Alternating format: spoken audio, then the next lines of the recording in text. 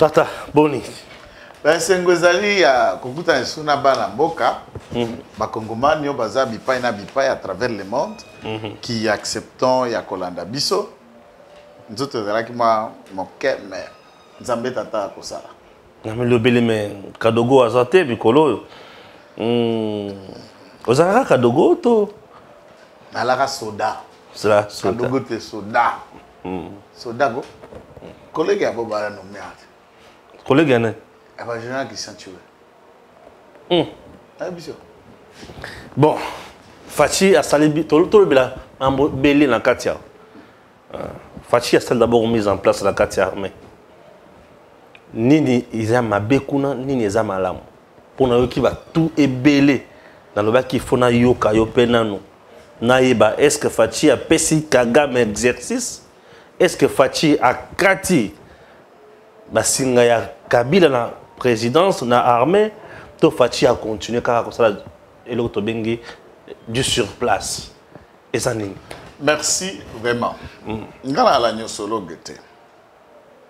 Nazana ona ebi na ona ebite. Na makambo toloba kaka na yo na kokende kote mosusu te. Na li français babaka bako bongolaka na esika masano équipe ya kolonga te. On ne change pas l'équipe qui gagne. Tata Général Mbala. Ye aumeri na okamba mampinga na ba équipe ya bayave banani ba songolo pakala batata na ba mama misusu na bede uta ba général obèse. Elongealité na makambo misusu ya sécurité. Certains rapports aussi négatifs souvent okuta kombo ya Mbala eza cité ou kombo ya d'autres généraux. Mbala pe na makati wana zakala. Dans certains rapports, je dis certains rapports. OK. Par rapport aux belé, ce n'est pas dans certaines enquêtes cité, je dis certains rapports. Parce que ceux qui plan et ali, mais ça là mon état-major. Beaucoup de plans nabino on les a déjoués, banguna bala plan nabino. C'est qu'il y a eu un traître. Et dans le traîtrisme là, ça comprend comment télégramme et état-major et tambola qui est-ce que kuna likolo, est-ce que bato yase, bato ya katikat, nto ba persi to banani, vice versa, tout c'était des grandes questions. Et le quoi liboso président de la République a sali akeko bongolo bato oyo bazalaki cité dans certaines implications à kotisi mingi bilenge. Donc quand nous parlons ba bilenge to ko lobela ba jeune na ba jeune papa. Soki tozana na ba Christian Chiwewe à peine quarantaine cinquantaine. Bango sorti bas quarantaine cinquantaine excepté mukolo kaka général Kasonga. Voilà ka porte-parole la FARDC nazama mukolo par rapport na bango. Ezala ba Nuru, ezala général Chico, ezala tous ces cadis, général Kadi, tous ceux qui sont mis en place bali bilenge. Tali bilongi, tali mibu, tali parcours, tali loyauté, surtout loyauté ya batu obauti na équipe ya Moura. Tous les trois têtes au bandai qui dirigeaient garde présidentielle de baza promis. Kadi azui direction ya liboso ya kukabate la mokonjamboka kuna na garde républicaine. Chiwewe azui état-major général, Chico azui opération. Place ya Vazalaki. Chico est d'abord moins âgé que Chiwewe. Au-delà de tout, un commando bien formé. Alors, de ce fait, il y a trois questions autocoluka anticipées en côté. Bref, on ne peut pas analyser leur travail dès lors que tout le monde n'a pas mis. Et là, quoi, Liboso Oezali a félicité dans toute cette nomination, contrairement à Bato Bazako Beta ba information à l'Okuta, ba nommé que de père et de mère. Et là, quoi, Liboso Amala. De père et de mère. Ba tata, maman nae, Congomani, de souche et du sang. OK. Ba nommé les biso, Aouya, Ayaka, Azalaka, banomele biso ba de père et de mère. Certaines opinion estime ya koluka kotala kombo ya mutu bakomi koluka po eza chiwewe elingi koloba Kasai ko eza chitambe o elingi koloba Kasai comment ezali non chiwewe n'est pas kasaïen, il est de là-bas. Oui. C'est un Congolais originaire du Grand Katanga mais qui a fait un loyal service. Même moi comme numéro 1 à Banamura, il n'est pas kasaïen. Le président de la République a tenu compte que des compétences et non pas de l'ethnie des gens. Et n'a pas poste à responsabilité, il n'a mis que des gens qu'il faut à la place qu'il faut. Et l'eau quoi mis ça tout il kindelo, c'est la toute première fois autozui na Congo président de la République mo Sambeli ba ministre et gouvernement ba intercesseuse tozu suko chef d'état-major général pasteur Mbuka Boto Longatendengene. Pasteur, au bout de la gouvernement. Bimise loko moko. Na bandelango. Pour nga soki na yoki place wana nzoto sala nga maleli. Na kati ya gouvernement wana ba. Donc tozana président de la République Mosambeli. Oui. Aluka Kelongia Nzambe. Abondi Nzambe Mboka. Na gouvernement tozana ministre d'État. Mosambeli. Elongia Nzambe. Tozusko chef d'État. Chef d'État-major. Mosambeli. Motei. Donc, nous avons le président Félix Tshisekedi, princesse Adèle Kainda, na Christian Chiwewe. Basambeli. Donc, Saint-Esprit a kamatisko contrôle ya Congo. Oui. Et avant Chiwewe, à la place wana, princesse Adèle assemblée la kapona FRDC. Donc Nzambe asunga FRDC, apesa FRDC batu ya mayele batu ya boanya, bato bazala bonzambende azu mosali la ye, acha la tête ya FRDC. Non, princesse Adèle Kainda aza intercesseuse ya solo. Si aye mosali na ye. Maman o aza intercesseuse ya solo. C'est pourquoi Ana Nzambe. C'est pourquoi je vous dis. Félicitations. Félicitations maman. Je vous dis et tumba na biso na ba Rwandais na ba infiltré. Et comme c'est double dimension. Ouais. Ma bolongo, lisasi. Ma bolongo, lisasi. Donc, elle va rendre bako batama na Saint-Esprit, Saint-Esprit la guise de sa chef d'état-major général. Pas monaka. Saint-Esprit la guise habitala, babatami boko ka lisasi dans les vidéos qui kuna re. C'est que je problème risasi rimeri piga risasi bakolela na kirere tisuka Christian Tioa ko popola bango moto bango nyonso ndenge bazamboye debanda de koti na Rwanda debanda de koti na Buka na nani na Uganda puisque balongoleli bango ba pion na bango batie suko un élément bango ba contrôle la qualité. Papicho a fait ça pour nous proposer des cartons de milliards et pas Christian Chiwewe. Nana luba na Kinshasa te. Papicho nde nani? Tipo amande faza la kana nani na hectare awa. Puisque je vais arriver là na ba ferme na loi va proposer na Sénat na ukoma kuna. Pa Papicho va bombeza. Papicho li passe à Mamicho dirija ki biso pendant 18 ans na Yaya Chichicho. Oh bazala. Papicho Yaya Chichicho. Donc la émission a proposant bambongo pa Chiwewe. Mbala. Abo mafachi. Coup d'état. Chiwewe alobi ngana musala Nzambe. Na kosimba makila na ete.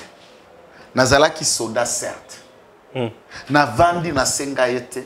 Na mona batindika ka mutu bae kozwanga. Na vandi atuni alobi qu'est-ce que toki ko sala pona garde républicaine Chiwewe bandi ko pese makanisi tout. Qu'est-ce qu'il faut remonter? Parce qu'on a armé na biso makanisi. On ne va pas voir ba solo la yango avant nommé commandant à garde républicaine à Tounier ni les sengeli basala pour l'armée Christian banda opesa makanisi banda ko pesa mokonzi makanisi mokonzi azoyo ka ba secrétaire pembeni baza konoté. Je te confie ma sécurité, conduis la garde républicaine avec Christian à Situka. À Situka. Ti njoka makanisa pesa ka mokonzi ndenge makosala na armée mokonzi agarda yango na motema. Ti atali ndenge armée zoko kenabite. Il m'avait donné des idées ceci mais pourquoi pas les prendre lui-même? Akende kosala. comme ça là on sala nana yemo kisata la bite mokonzi na travailler na chico brave tika ngata major pesa chico opération pesa chico opération toko sala toko sepelisa yo bana mboka bako sepela lindalala ya Congo ko pepa suna bunagana blague sili donc Christian Chiwenga zawana Rwanda soki parti avec Christian Chiwenga toko flottisser drapeau ya Congo na Kigali aye na blague te aye na blague te drapeau ya RDC wana mutu na nzambe ekotele mana Kigali na yebisu yo onde bandoki nyonso nde baza ya kobatama ba généraux ya banganga oya ba courte joie oya ba franc-maçonnerie batu ya prima kuria baza ya kobatama puisque mutu aye na moto ya nzambe koti d'abord na kati ya bureau akotaka na prière akangi bureau ki rabakara bashike badina etoki na bureau ava sola na basodari afuka misamba na tie bango na moto ya nzambe na prière papa biloko ande badozanga na Congo eza mboka nzambe ça c'est le temps de Dieu o ezata nzambe o ezata nzambe oleto se distraire babandi ote moni batie kuna na renseignement mutu ana za Rwanda oyo batie général oh là, je vous trouve les noms. Bref, j'ai cité aussi son nom, mais Maloba, comme sauté les sous Nduru, Général Nduru. Général Nduru bâti na Demia. Autobenga na mukuse état-major Rance. Ah, Rwandais. Aza Rwandais. Azape mututite, azape munyamulenge te. D'ailleurs, tata on a 45 minutes, bala mwangi. Tu as toujours soutenu Fatih. Azana info te. D'ailleurs, tu es rwandais. Mais c'est là, comment est-ce qu'on va lobaka? Batu bakanisaka on dirait banyamulenge nyo ce sont des mauvais. J'ai toujours insisté. Na bandana. Toko makuna fayulu aluki makamera banyamulenge. Oyuki makamwana te. Toko makuna. Tout qui est dans makamwa chiwewe na batu. D'ailleurs, si au général Nduru aza swahilophone. Mais oui, c'est une spécialité. Il y a une académie na RIS, na Moscou. Lui, c'est Poutine. Donc, c'est Poutine. Nourou, c'est Poutine. Il y a une Russie. Il y a Soudan. Diplômé académie militaire à Khartoum, à Soudan. C'est lui, Mali El-Béchir, vivant. Président de la République. Il est venu de là. Yenda format centre de formation Boyoka Moura. Yenda Zalaki un formateur là-bas à Moura. C'est lui qui formait les Moura. Qui? C'est Christian Chiwenga qui formait les Moura. Oh, c'est Chiwenga qui formait les Moura. Il a été nommé dans le centre ya Kiana un formateur à Moura à l'âge na grade de lieutenant. Ndia bandi ko formé la plupart de la génération sur Moura sont ces soldats que lui a formés tant bauti na académie na Soudan. OK. Ça s'annonce bien. Maman Nambila a eu une académie en Angola. A eu une académie en Chine, a eu une académie aux États-Unis. Azana ba brevet, a eu une école de guerre, a eu une école de haute stratégie, tout ça. Azana ba diplôme, il y a blague té. Donc faut-il un vrai guerrier. Bien sûr. C'est un homme de terrain quand tu vas quoi pour expérience mais franchement, ce que yebi mutute batunaka. Batunako, pour ça n'est pas batuba yebi otuni. Rwanda, c'est problème. Et puis, à sali preuve, pendant 3 ans et 9 mois, lelo, nani ki balongola ki fati linzaka na lisasi. Bakanga ki wapi. Babiloko nini balukite. Nini salamité. Mon frère, tout le monde a miracle moko, c'est là où j'ai compris que à part Fatie moko ya nzambe, tazalaki wana dimension spirituelle la général qui sait zo compter. To kei na betelo lisolo na to kei pona ko inaugurer ok plastique biloko basala kintoko obare ki cycle ka basalite facha bimina mituka na ya cortège ezala na mutuka matelaka na mutuka réserve de véhicules nae au cas où il y a un problème c'est lié à réserve et remplacer oyo ayaki nango toyeti na inauguration cérémonie bandi facha kiti général ayeka ndenge ezalaka po yaza numéro ya sécurité pembeni ya basolo solo na mokonzi batalani na mokonzi Saint-Esprit j'espère que Saint-Esprit alobeli Christian Chiwenga Facha telemi alobi balongola drapeau na mutu kwa elaki na ngo batia na mutu kwa réserve akomata yango ta kozonga na ngote azui balongoli drapeau batia na mutu kwa réserve Facha mati balobi mutu ka na pe etambola en cortège te ezonga na résidence na limité na kozonga mutuka na sala 4 tonneaux et finana photo etambola au moment de mise à sala accident akufi chauffeur seul nanzela et le chauffeur a sala accident dès le chauffeur a qui na réserve jusqu'au chauffeur a mutuka réserve zongi na yoka ba dimension spirituelle ba avion kokwea ba coup d'état ya mbeya ba programme ya yaf ba célèbre était dans le programme otoloba nenga panzakao Christian Chiwewe batu nyonso ba critica azamito Kabila a quoi assassiné les 3 ans et 9 mois loyal et fidèle pour la sécurité à Fachi Beton. Bon muta bongo atako bozangi kindoki beaucoup critiquer muta va banda musala ndengeni. Comment on peut démoraliser une telle personne qui a fait des preuves? Il y a sécurité et puis dans situation il y a fragilité. Kaleve Paye, John Numbi Paye, quelle menace!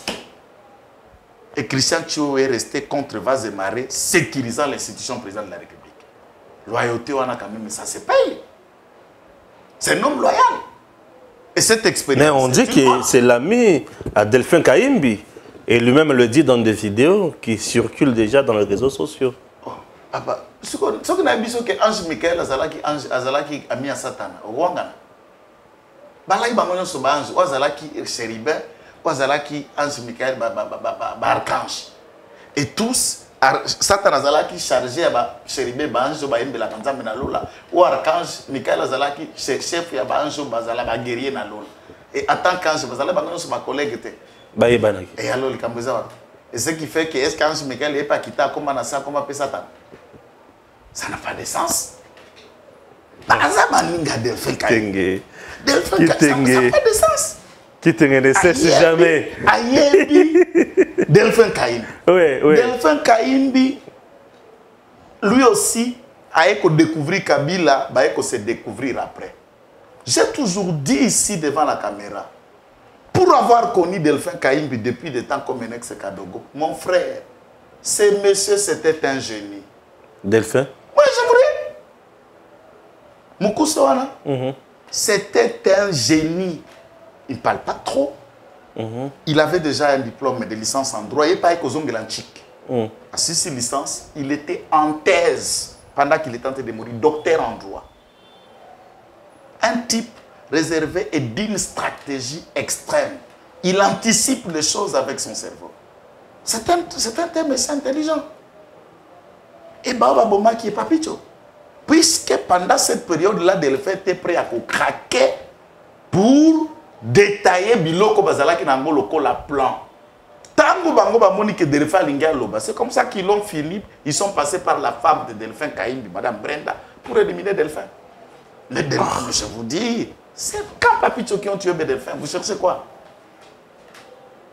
C'est qu'il a regretté la mort de ça. C'est un génie. Delphin Kaimbi, c'est un génie. Il a été tué par les mêmes hommes puisqu'on... Au moment niveau renseignement, tendance n'a comment qui déjà coopérer pour s'ouvrir au régime de Fachi. Il faut l'ongola. Donc, comment la même méthode va utiliser lors il y a débit à création à union sacrée, la toute grande personnalité à Libosoa se déclara officiellement pour prêt à soutenir le président de la République pour qu'il va changer notre majorité, c'est Lola Kisanka. Le professeur et sénateur, Dr Lola Kisanka. Il est mort de quelle manière? Au cours d'une fête à la Gombe. Quelle fête à Silissa, le même jour à Massina, madame. Ozo Silissa, déclaration à Boma au Kabanana, Papi Choko, Kendel Soubarénion à Bangote, sa femme avait refusé. Via Kenda Wabubusu. Jour il y avait un Koufa, tu as la Freeland, bon côté à saut de mouton. Là, il y a 4 tout solo, il y a Kabelanga, Pelaranga, Tokabani. Et l'intimidation, c'était quoi? Pour que tous les autres membres qui ont PPRD-FCC alliés, Babang a représenté à Papicho pour ne pas adhérer à l'Union sacrée. Pas. Un monsieur intelligent comme Lola. Je vous dis, c'est une perte pour la grande province orientale. Mais c'est un monsieur intelligent, je dis. Et c'était la méthode de Papicho. Et la méthode a éliminé Kaimbi, et ça pour intimider les autres officiers à s'ouvrir et à coopérer. Tango fort à comprendre, on a temps réel, on a sauté. Et beaucoup de gens ne savent pas que Amis joue le rôle le plus important aussi près du régime de Fachi comme d'un côté inspectorat. Ah bon? Alors, à bon la motema. Et puis, c'est que les gens ne savent pas sur celui-là. Pour une information vraie.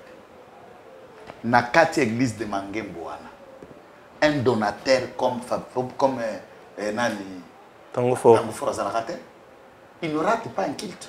Le bas en voyage. Il ne rate pas un culte. Pas un capot, ou le reste, c'est lui. Il travaille devant un protocole. L'église de Mangembo. Prière. Et puis tout ça, on a dit, il y a six cas, on va comprendre. On a souple d'esprit. Tant qu'on comprend, on dit, papi, tu as dit, bon. De toutes les façons, c'était clair.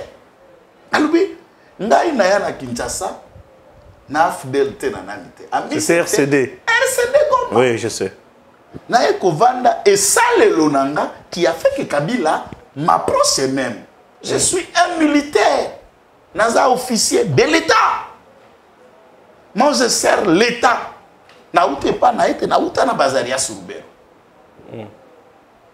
Il continue et t'as là de pas un inspectorat place au type oyo. Kaïm Biazalaki. C'est qui? Numbi. John Numbi. John Numbi, par exemple, c'est un civil tout fait.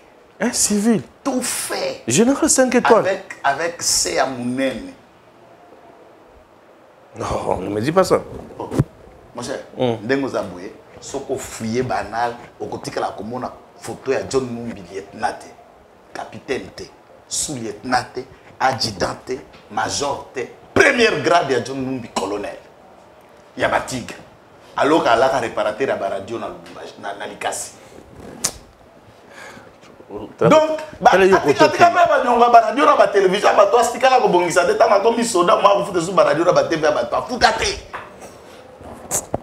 c'est pas possible. Ok, à foutre ma radio. David, ça dit, même Yav, premier grade, colonel, numéro 1, commandeur, on a qui ça? Dans la 5e raison militaire. Je regarde mon ennemi me suit. Je suis loko accueilli, on a agressé le Congo dans 98, c'est au mois d'août. Agression à Congo, Rwandais, Koti, tout ça. Ah. Et Kabila ordonne, la chargé des opérations, le général Mounene, pour un nouveau recrue, na Kibomangu, na ba camion, bazoko leka, nzela matandiki bala pour que le renflouer, ba jeune ba outi na formation outi na eko la beta na nulisa sita yo kana ngoma ndege pela kate jogisa epete Yav atie ambush ndito benga kana armée embuscade et pas général Mounene na matadi kibala. OK. À peu près 150 nouveaux recrues sont morts de tuer. Il y a ba PM sous le commandement de Yav et il arrête général Mounene pour haute trahison. Sans comme en général, il y a colonel, il n'y a pas un commandant. Alors, numéro 1, il était Tigre, il y a un commandant à Tigre Mounene. La période où. Donc, lui, le colonel, il allait être son général, sans l'ordre de musée, pas l'obine national, mon général. Il y a un sion aussi Sabitumbao, aux autres canissons de Gobi Mission, qui s'appelle Yonde et Roso qui ne colonga Kunana. Donc, Batebele de Balaka qui dit il y a Banda traîtrisme, nae bandalo. Ce que je dis tout le monde, c'est chargeant Mounene et on l'a transféré à la 5e région militaire à Nakakoko. Sans que comme un musée. Il y avait là, il y avait aussi le soutien de son grand frère qui était général et qui est mort, qui dirigeait la cour de sûreté. C'est le général Patrick Yav. Personne n'a Koufa Makala, Koufa Makala en prison. Quand j'étais arrêté l'autre fois, je le trouvais là, il était mourant. Koufa qui m'a malade. Le frère de Yav. C'était aussi général, lui colonel. L'armée approche. Et Yav a été arrêté, haute trahison dans le complot contre l'assassinat d'autres éléments contre Moussé Laurent Désiré Kabila. Bref, les lots sont qui battent la Katiwana. Mais ce n'est qu'une solution. Ça va être Chico. Chico numéro 2 à garde républicaine, Aya Sengi Fachi. Tolanda ba déclaration na ya. Abi atinde na est. Abi yoza wa bingana ke côté bande konanga baza. Chico est allé à sa propre demande dans l'Est, dans l'opération seul, sans poste dans la garde républicaine, dans l'unité, dans la soda, dans la garde républicaine, en quittant la bango, total la image, total la déclaration de Chita Basala. Donc, c'est volontariat. Ce volontariat-là, n'a pas réalité à qui na terrain, font qu'il a une idée. En regardant maintenant l'apport systématique de notre talentueux juriste, vieux général Franck Toumba Munda, Ouazali, chef à la maison militaire, hormis de certains Tchomboki, la médiatique, qui racontent ce qu'ils ne connaissent pas dans l'armée. D'accord. Armée, la morale est la plus importante avant de faire la morale de l'armée doit rester haute. La population, les politiques doivent accompagner l'armée. Il n'y a pas une autre méthode que Félix Tshisekedi peut faire. À 3 ans, 9 mois, on ne peut pas fabriquer un nouveau général. On doit travailler avec ceux qui sont là. Mais dans ceux qui sont traîtres, il y a aussi des loyaux. Au côté de la bango mité, mon père, si bango peut poste ma coquille, pas qu'à propos, il peut m'guna dédi. Donc, tout les cas, Christian Chiwewe, Moussala Nkolo, Asala Moussala, tout sengi ba pasteur ya solo. Nalo senga ba pasteur ya ba ex-pasteur. Je parle ba pasteur ya solo. C'est le moment de s'unir dans une union de prière pour soutenir votre collègue pasteur, chef d'état-major général, Tolongue Tumbo la Massas Tolungango na Molim. C'est pour une fois que l'église dirige l'armée maintenant. C'est le moment. Vous attendez quoi? Banumaka bata solo parce que bazumu tu a Biblia ba pesa bibe papa kamba. Botia maboko. Bozobandaka ba district à Kolandaka. Et moi je ne sais pas. Et puis l'État congolais. Pourquoi on n'arrête pas de nier les Ako détruit jeunesse. Azako bebi sa mère. Bakanga denir ici. Azako bebi sa mère. Azako injecté makanisi mwa bosoto pe ya mabe. Pétage. C'est un ex-pasteur démissionnaire. Azak pensionné pasteur. Et ça fait la honte d'être parent, de croire en Dieu ou de servir Dieu avec des espèces comme lui. Bakanga Luambo na série à Kengwa Dondo. Kengwa Alina no akolanda biso.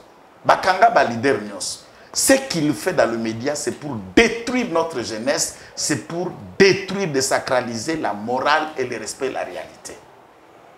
Et comme Napoto Batebele, Bavandina, Bamisala, Bango, Bazamisala, Belé, ils ont besoin de biloko mogolongola bango, moi stress à CK avant d'allo, de Bagovande la kelo kwa Bobora Mutindwana, Koyoka ke biloko racontakana, et Zanga Mutuna Makolo, Bozo bébé Bozo.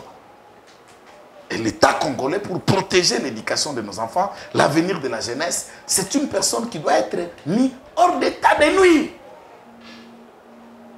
Mauvais exemple pour la jeunesse et pour la foi et pour la conscience collective. Tous ces gens pasteur ya solo, basango mokonzi ya solo, banganga nzambe ya solo, tango ya ngoyo, totia mapinga na biso maboko, ebe FARDC et Kolonga et Tumba oyo.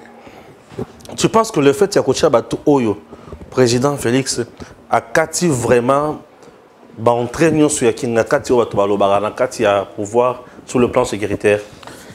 Écoutez, ce qui est vrai, un gouvernement parfait à travers le monde n'existe pas.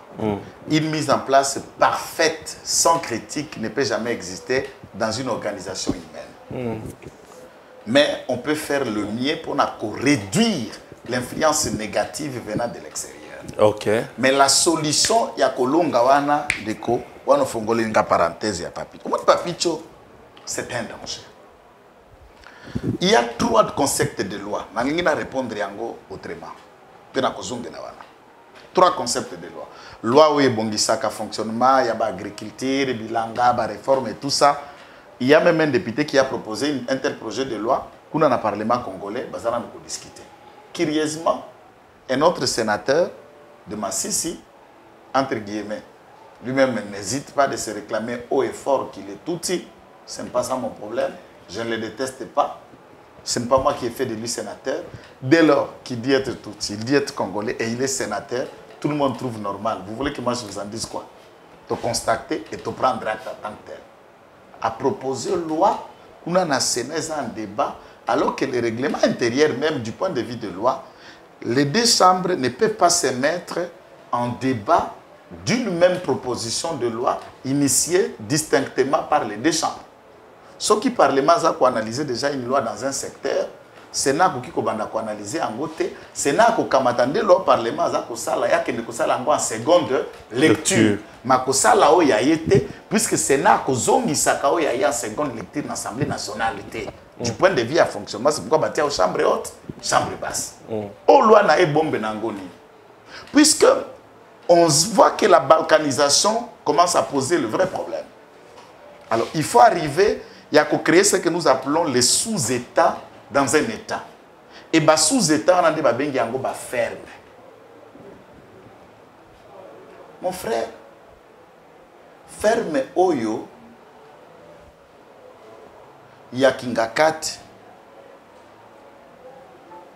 ils en a 200 000 mètres. 200 000 mètres. Ce qui n'a lobby m'a bêté. À peu près ça. Il faut imaginer que la concession de Kingakati est approximativement une concession à capacité de 20 km².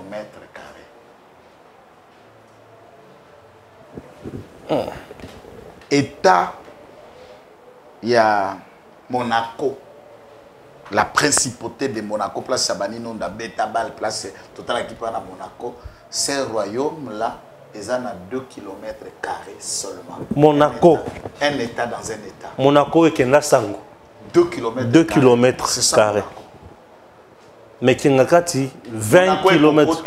10 fois na Kingakati. Mais dites-vous, Monaco na France, ou Kenda Sango.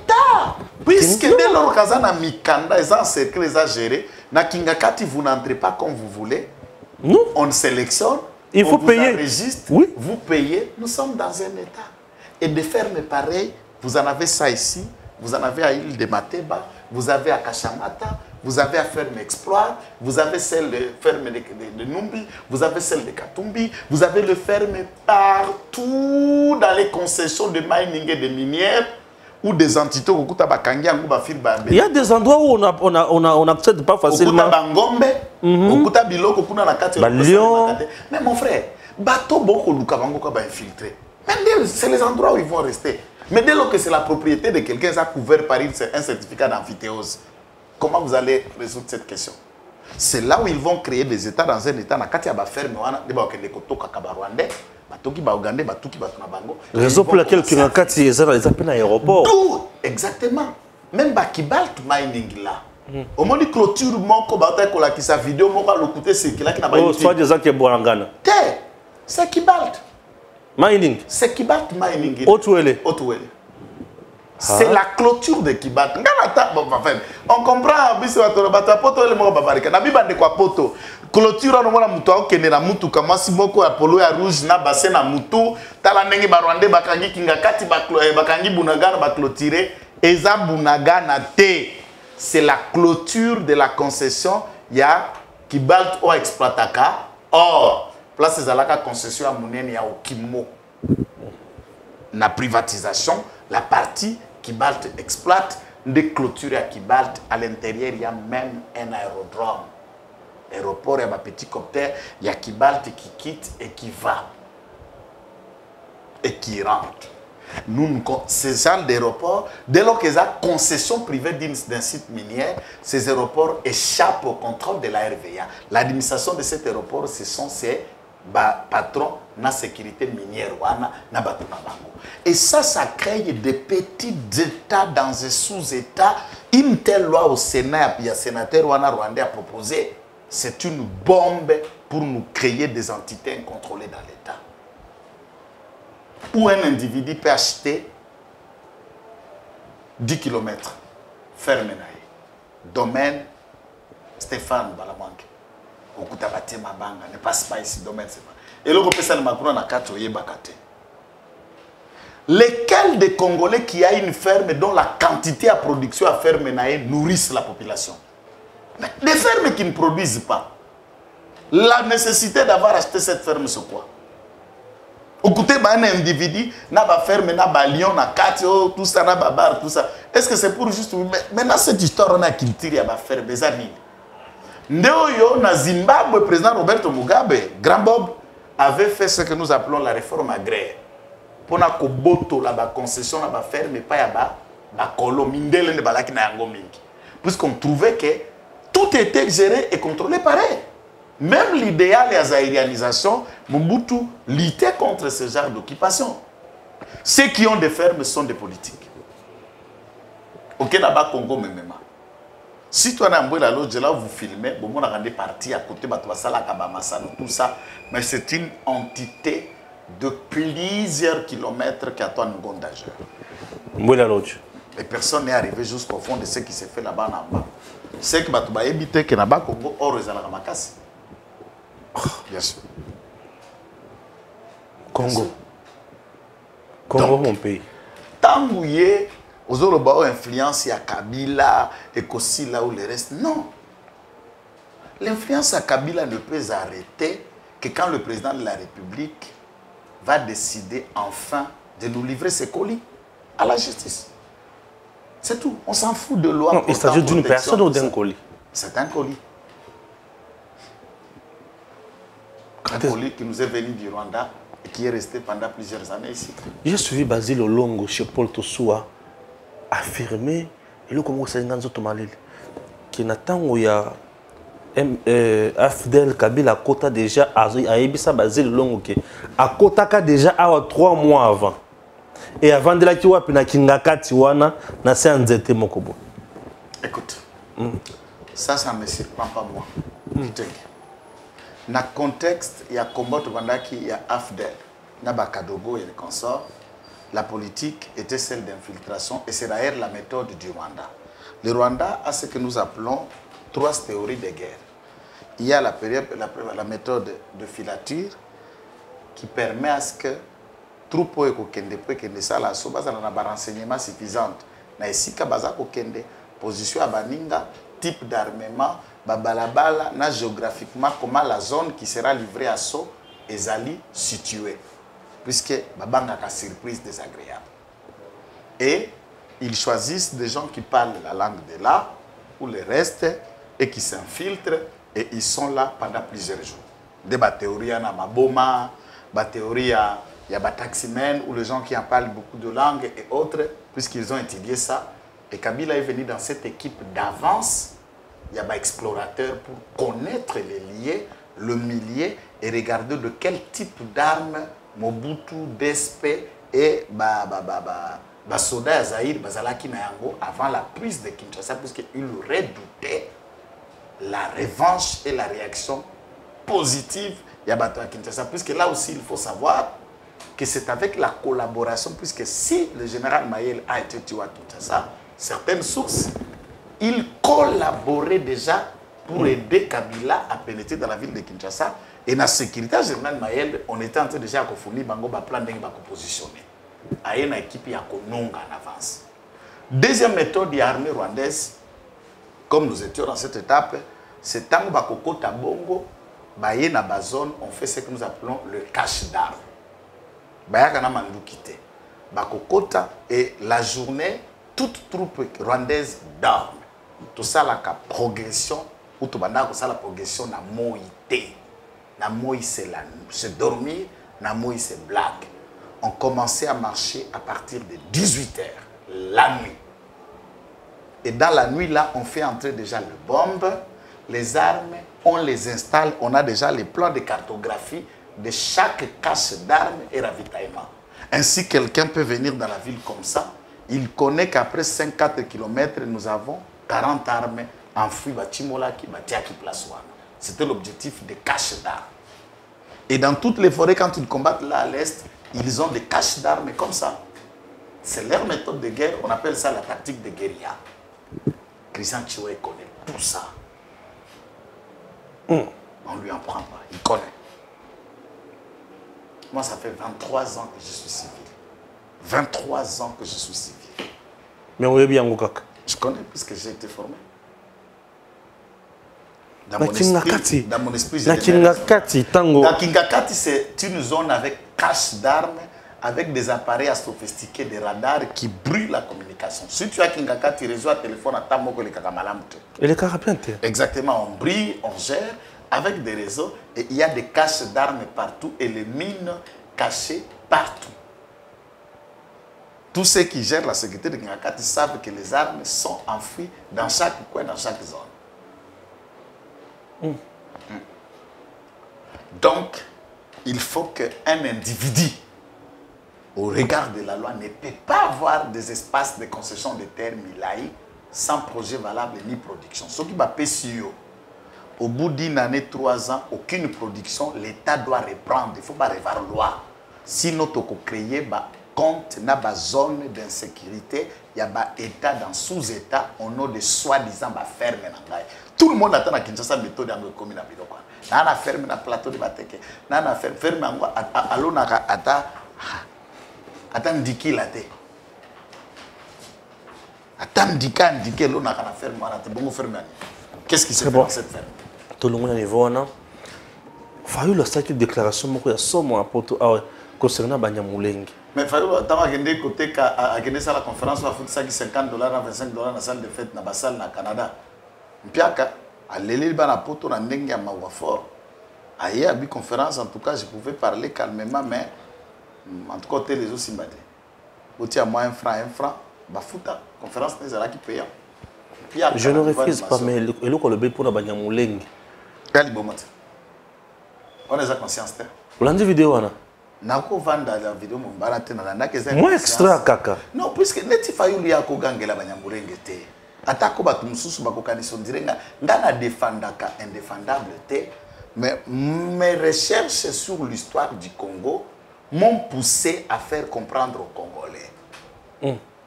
Tous ceux qui parlent le Kinyarwanda ne sont pas nécessairement rwandais. Na loba pe na kozongela.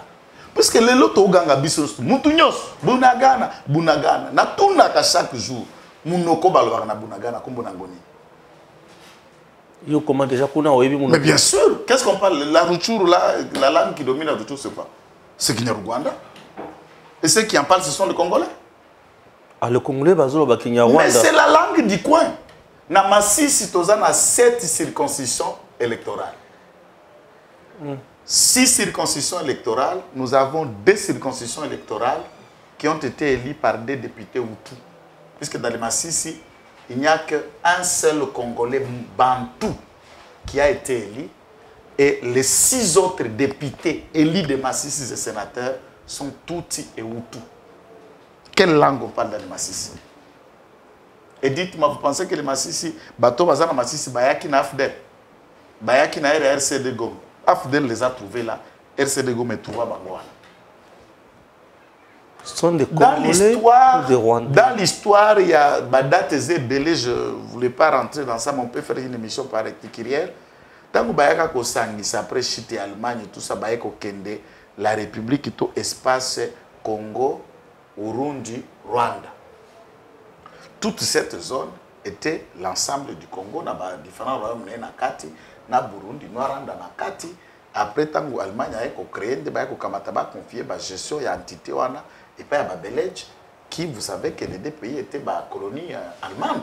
Et puis, comme il y a Belge, ensuite de suite, nous vivions dans cet état de cause. Nakati ya Rutshuru wana, les autochtones de Rutshuru sont les Bahutu. Ici au Congo, on les appelle les Banabouisha. Les Banyabouisha. Et les Kinyabouisha, c'est quoi? C'est du Rwanda. Parce que si je le dis là, mais ce qu'on commence c'était au comité. C'est ça. Maintenant, Yozo Lukako diriger le pays, soi-disant candidat président élu. Tu ne connais même pas sociologiquement ton peuple, les ethnies, les zones, Batunani Bavandi. Barwando ba infiltra biso bazar. Je ne suis pas en train de mâcher le mot. Mais n'oubliez pas, ordonnance à 71 à Mobutu et PESA, nationalité zaïroise, congolaise, et pas il y a Batu, Nyoso Bazalaki ba ressortissa à Rwanda, Burundi, Bakomi Banga Nyoso zaïrois, puisque bambi kuta na sol ya République démocratique du Congo depuis 1960. Et article wana ya loi na mtu sa kokota na internet a retrouver ordonnance wana ya Mobutu en 1971. Ezala kaka na un seul article na kati ya ordonnance wana. Fayulu peut me dire qui a annulé cette ordonnance ou epesa batunyo swana nationalité sous Bisegimana qui était directeur de cabinet à Mobutu. Il peut me dire comment ça a été donné? Il peut me dire comment ça a été fait? Maintenant, accord global inclusif, même la constitution de la République démocratique du Congo, article 10, Naoeza Kolobe, la préambule, et lobby, Batunyos, Obamikuta na Congo, na tango en 1960, tango ils ont accédé à l'indépendance, Baliba Congoman. Et par quel mécanisme tu peux te dire, puisque en 1959, certains poignées des éleveurs rwandophones qui aujourd'hui se réclament à Bizima Banyamulenge se sont retrouvés dans les hauts plateaux, le Kola éleveurs et dans les massifs. Réfugiés, il y a 59. Il y a un autre flux, il y a des réfugiés à 61 qui fouillaient la répression à Roi Bougiri en Rwanda. Qu'est-ce que Martin Fayulu peut répondre à ces gens-là qui se retrouvaient déjà en 1960? Donc, parmi eux, au coup de soit ma catégorie, il y a homme sous soit barubero, banani, tout ça, entre guillemets, les autres peuvent être petits-fils de ces réfugiés de 59, ou les autres peuvent être venus dans l'infiltration à création AFDEL, ou dans la création à CNDP, ou dans la création, il y a RCD Gom.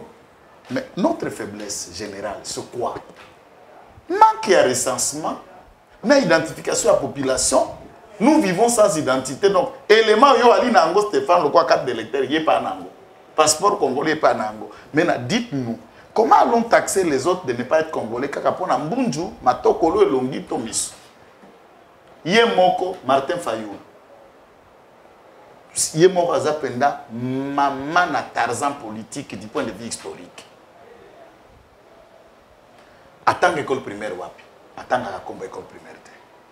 Pas puisqu'attendre, puisqu'il dit être né et grandi en Gilles, l'école primaire, na epeni, na aneni, ba 51, on a ceux qui ba 50, ceux qui ba 59, ceux 54, la botamaka, Gilles on a qui m'banse que zala ke bezamba, ndakwa tata ne zala na venini, tata ngwa ke ndaka wapi na aneni ake kufa na mboka nini, mama na kende kufa na mboka nini, lekine nani, yana nani.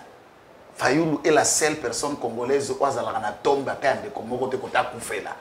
Ye moko identité sénégalaise dianke et kolataye. Yo ya ko s'attaquer na ba musalo yo moko identité mais ça douteuse. Yo ko s'attaquer na ba to mususu. Est-ce qu'il est mieux placé pour parler au Banyamulenge alors qu'il est moko sénégalais? Taba kindogi musu ndenge la tagabato. Et puis kindogi amukolo comme ça me disait ngia. Tous os kamita tout ce qui là. A frappé bino mabe. Bilan sombre. Kamita toi qui est plus loin pour dire que bilan est sombre, il faut aller se faire enrôler massivement pour faire partir ce gouvernement, ce pouvoir et qu'on a droit à 1 minute en 2023 pour un dépassement. Nabi boye. Bande konyo so ba golanda biso na télévision na moment oyo. Bande kwa masimanimba. Vieux Kinke Moulumba Bakara Yangolo et tous les autres leaders à Massimanimba. Est-ce que na Massimanimba Bobota Kamindele? Ceux qui ont la réponse, vous répondre ngai page zana ouvert. Yemoko aza objet à trahison ndenge eyeli na na mokili ndenge ka ovie kamitato yaka na mokili aza déjà objet à trahison. Papa Cléopas Kassamba Kamitato. Ba héros, ba leader et indépendance proche à Lumumba, paix à son âme pour son combat et le loyal service à la nation. Mwindu, kolekanayo nanga. Mwindu. Maman, moi c'est papa Cléopas. Mwindu, miracle de la nature. Mundelo ozotanga komba botane. Par quelle magie? Mais c'est ça la question, c'est pourquoi là ça a objet à trahison ou tazemi. Masimbanimba nyoso kamwa kabima mundele ndenge nini. Po ba yipe pa ki opase mwindu ba yipe pa ki opase mwindu. Siko ya bima mundele ndenge nini ba adopta ye ba lokota ye na balabala toza mwana ya nani.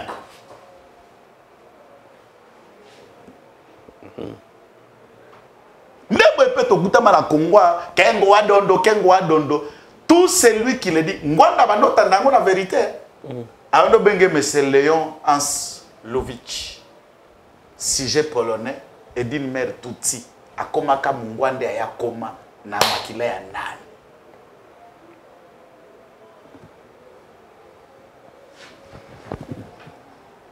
Pardon. Soukili Na comité. Ah, na baninde ko placer ka décor. Ya Olivier Kamitatu.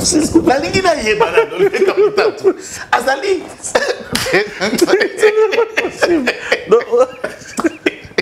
Na comité.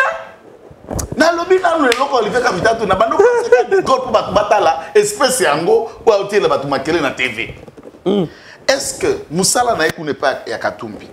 Azali photographe, porteur de mallettes. Pas un rédacteur, il y a un tweet à Katumbi.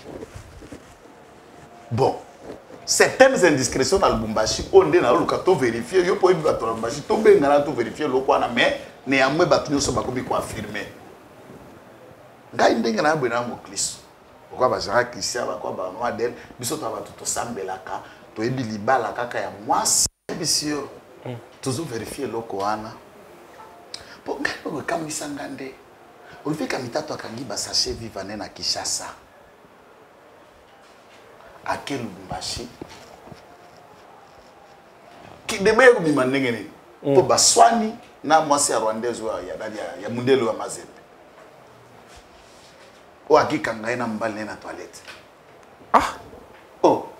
Yo barate ke ba koma ba PD. Mais ce sont des PD politiques. À côté libala Lubumbashi. Oh, Nzambe na ngai. Soni pour la famille papa Kamitatu tout la pena tata na mandepa pembe pende na joie. La belle mort. Belle mort ya joie na bikakate. Wakagina ina toilette. Makanyo Olivier Kamitatu na Katumbi la toilette. C'est pas possible.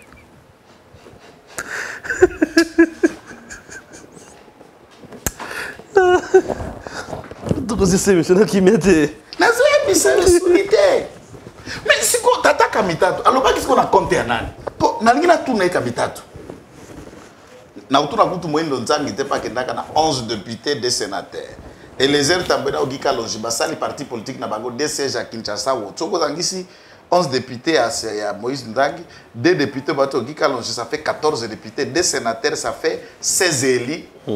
Ba disuna ensemble était PDT. Oui, c'est beaucoup, hein.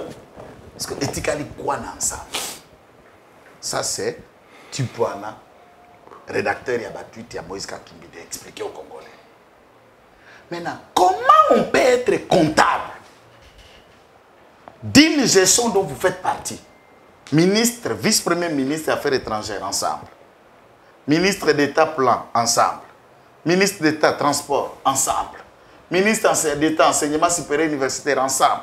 Na gouvernement qui a boulot 2 ministres provinciaux ensemble. Na gouvernement kuna n'est pas ya maire de la ville à Lolaba ensemble. 2 gouverneurs, 2 ministres sous baza kuna ensemble.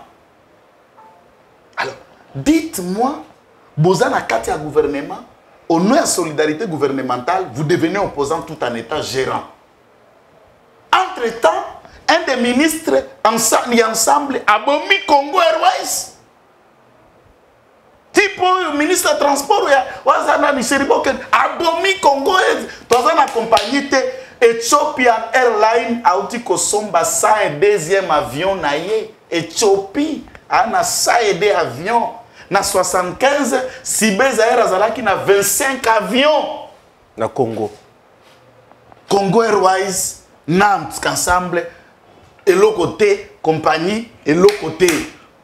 Le ministre des Transports a même incapable de faire soit permis de conduire. Et l'autre côté, tout fonctionner dans Moka, toi là, on a permis de conduire. Alors, vous êtes comptable. Mais pour que vous critiquez le gouvernement, Déco Stéphane, l'honnêteté serait de quitter le gouvernement, de démissionner, de assumer l'autonomie comme opposition et vous commencez à donner des avis. Vous faites partie du gouvernement. Et puis, Monsieur Kamitatu, couple Kamitatu, Nani, Katumbi, le couple Kaka. Monsieur, Nabi Boye.